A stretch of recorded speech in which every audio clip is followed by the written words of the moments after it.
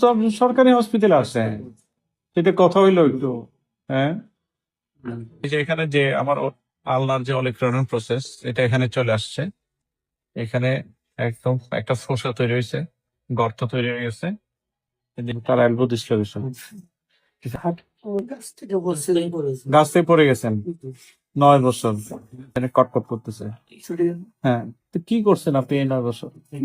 আপনি সরকারি হসপিটালে এসে চিকিৎসা নিতেন। হ্যাঁ, এটা তো ঠিক হইলো না, এটা ঠিক হইলো না। তো আপনি এই যে ডান হাত, আপনি বনাজি চিকিৎসা করছেন, এই বনাজি চিকিৎসা করে আপনার হাতটা নষ্ট করে ফেলছেন। আপনার জয়েন্ট যদি ঠিক মতো না বসে, আপনি কি ভালো হবেন বলেন তো?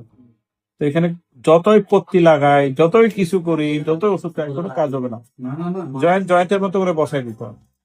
আপনি জয়েন্টে যাদের না বসায় আপনি এখানে বেঁধে নিলে, আর এই যে বৌদ্ধরা যে বনাজি চিকিৎসা করে, ওরা শরীরবিদ্যা সম্বন্ধেও জানে না, তাদেরকে নিয়ে যদি আপনি চিকিৎসা করেন, তাহলে এই পরিণতি তো এটাই হবে।